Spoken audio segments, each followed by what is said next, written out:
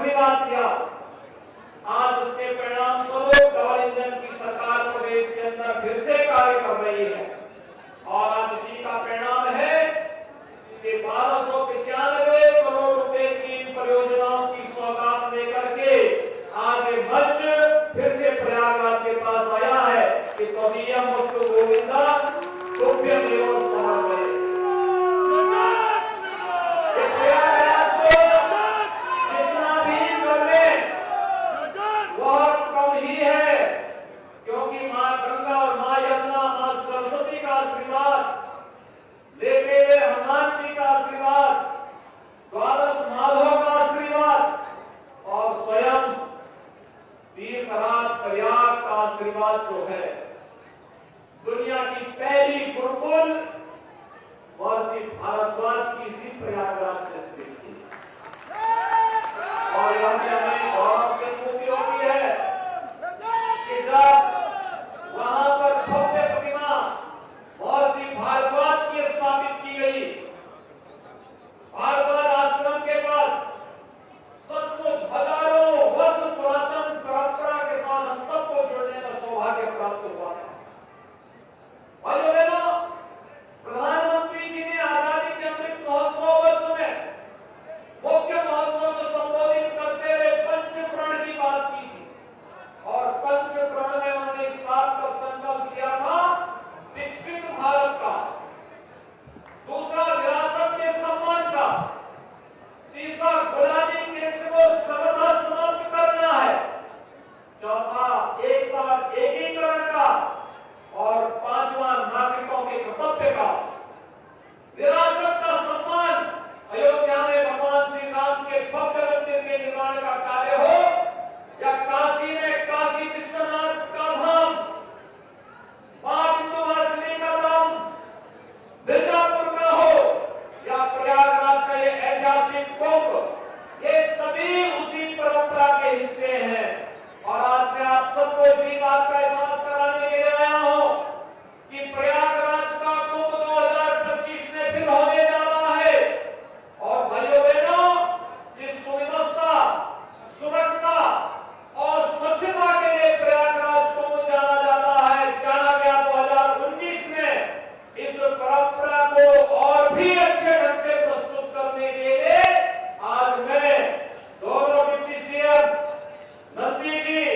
हमारे सभी माननीय सांसद, विधायकगण और प्रदेश सरकार के मुख्य सचिव, डीजीपी समेत सभी अधिकारीगण प्रयागराज पहुंचे हैं, जिससे 2025 की एक बेहतरीन परिकल्पना को साकार करने के लिए और प्रधानमंत्री मोदी जी की संकल्पों के अनुरूप 2025 के महाकुंभ के आयोजन को हम लोग प्रयागराज की भावना के रूप यहाँ पर लागू कर सके, उसका क्रियान्वयन कर सके। आज भाइयों बहनों, प्रयागराज से जुड़ी हुई अनेक परियोजनाओं का यहाँ पे लोकार्पण हो रहा है, जिनमें नगर निगम के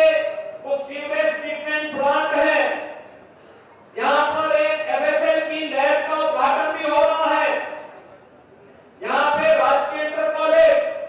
आईटीआई और तमाम अन्य स्वास्थ्य से संबंधित, पशु चिकित्सा से संबंधित, नगर विकास से संबंधित, समाज कल्याण से संबंधित, सैनिक कल्याण से संबंधित, स्पोर्ट्स से संबंधित और अन्य बुनियादी सुविधाओं से संबंधित विकास की परियोजनाओं के लोकार्पण के साथ ही पेयजल की स्कीम के भी लोकार्पण और शिलान्यास के कार्यक्रम को भी आज यहाँ पर एक साथ 1295 करोड़ रुपए की लागत की परियोजनाओं को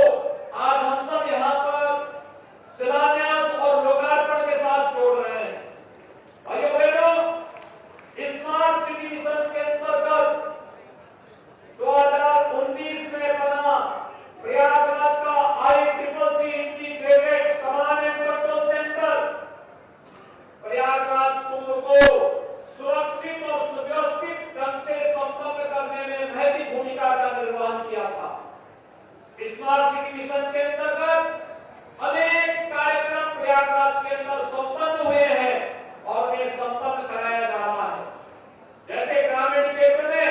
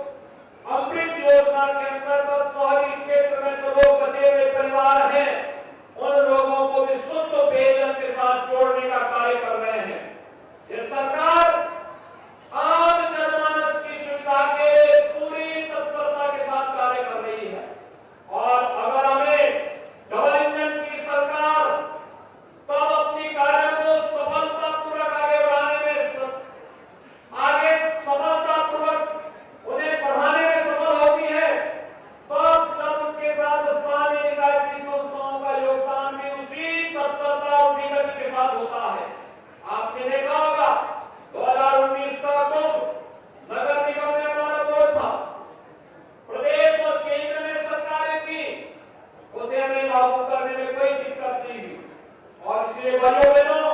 आज आपने देखा होगा, जब से भारतीय जनता पार्टी की डबल इंजन की सरकार आई, हर गरीब को आवास की सुविधा, हर गरीब को शौचालय की सुविधा, हर गरीब को विद्युत कनेक्शन की सुविधा, हर गरीब को उज्ज्वला योजना की सुविधा, हर स्ट्रीट वेंडर को पीएम स्वनिधि योजना के अंतर्गत जोड़ने में सफलता प्राप्त हुई। तो साथ साथ भाइयों बहनों, आपने देखा होगा कि तमाम योजनाओं को उन तक पहुंचाने में भी जहां मदद मिली, ईज ऑफ लिविंग के लक्ष्य को प्राप्त करने में सफलता प्राप्त हुई। आज प्रयागराज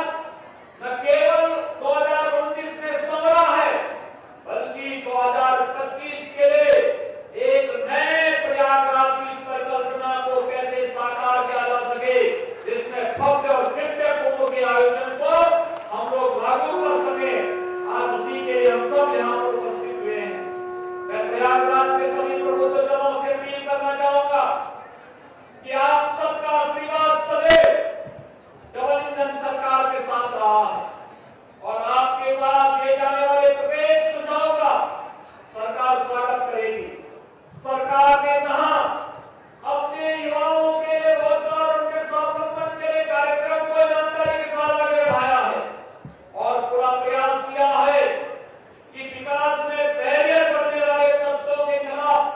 सरकार जीरो टॉलरेंस की नीति के तहत कार्य करेगी। वह कार्य आज प्रयागराज में आपको देखने को मिल रहा है। आपने देखा होगा, जो माफिया पहले प्रयागराज को कैद करके, बंधक बना करके यहाँ की विकास की परियोजनाओं में बैरियर बनते थे, आज वे माफिया किस कदर करा रहे हैं। आज सरकार उनकी संपत्ति को जब्त करती है और गरीबों के आवासीय सुविधा वहां पर बनाने का कार्य भी करती है। तेजी के साथ सरकार ने अभियान आगे बढ़ा है। हमने तय किया है कि कोई भी माफिया अगर कहीं पे उसने किसी गरीब की, किसी व्यापारी की, किसी आम नागरिक की संपत्ति पर, सार्वजनिक संपत्ति पर कब्जा किया है, तो संपत्ति को न केवल खाली कराएंगे, बल्कि उस माफिया की अर्जित की गई संपत्ति को जब्त करके वहां पर गरीबों के लिए, अभियंताओं के लिए, शिक्षकों के लिए, चिकित्सकों के लिए आवासीय सुविधा का निर्माण भी करेंगे और महिला संरक्षण गृह का निर्माण करके उस संपत्ति को फिर से सरकार अधिग्रहण करने का कार्य भी करेगी। और उसी का एक उदाहरण प्रयागराज ने प्रस्तुत किया है। आने वाले समय में सरकार का एक कार्यक्रम भी चलेगा। मिशन रोजगार के अंतर्गत प्रयागराज में लाखों नौजवान अपने कैरियर को संवारने के इस पवित्र कार्यक्रम के साथ जुड़े रहते हैं। अभ्युदय योजना सरकार की उसी परिकल्पना को साकार करने के लिए आपके लिए तैयार की गई है। मुझे याद है जब लॉकडाउन लगा था कोरोना कालखंड में, मुझे उस समय लगभग 15,000 युवाओं को प्रयागराज से उनके घरों तक पहुंचाने की व्यवस्था करनी पड़ी थी। और तब हम लोगों ने कहा था कि प्रयागराज के नौजवान हो या उत्तर प्रदेश का कोई भी नौजवान, उनके लिए, उनके कैरियर काउंसलिंग के लिए सरकार एक अच्छी सुविधा देगी। और मुझे बताते हुए प्रसन्नता है, अभ्युदय कोचिंग की व्यवस्था आज हम प्रदेश के हर जनपद में प्रारंभ कर चुके हैं। और प्रयागराज में जो नौजवान परीक्षाओं की तैयारी कर रहा है, मैं उन्हें इस बात के लिए आश्वस्त करता हूं कि अब उनके जीवन के साथ कोई खिलवाड़ नहीं कर सकता है। अगर किसी ऐसे गिरोह और माफिया ने उनके भविष्य के साथ खिलवाड़ करने का दुस्साहस किया, तो फिर सरकार की कार्रवाई उसके बाद किस रूप में प्रारंभ होती है, यह आज किसी से छुपा हुआ नहीं है। इसलिए भाइयों बहनों, आप सब डबल इंजन सरकार के इस अभियान के साथ जुड़कर के कार्य कर सके, इस विश्वास के साथ आज यहाँ पर मैं उपस्थित सभी प्रबुद्धजनों का हृदय से अभिनंदन करता हूँ। 1295 करोड़ रुपए की परियोजनाओं के लिए प्रयागराज वासियों को हृदय से बधाई देते हुए अपने सभी माननीय जनप्रतिनिधियों का अभिनंदन करता हूँ, जिनके प्रयास से प्रयागराज की योजनाएं आज जमीनी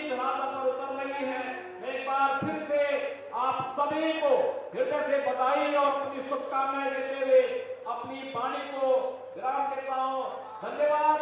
जय हिंद। जय श्री राम। जय श्री राम। बहुत बहुत आभार माननीय की तरफ से आपको, और इस आशा और विश्वास के साथ कि आप ऐसे हमारे बीच आते रहेंगे, मैं निवेदन करती हूँ महानगर अध्यक्ष भारतीय जनता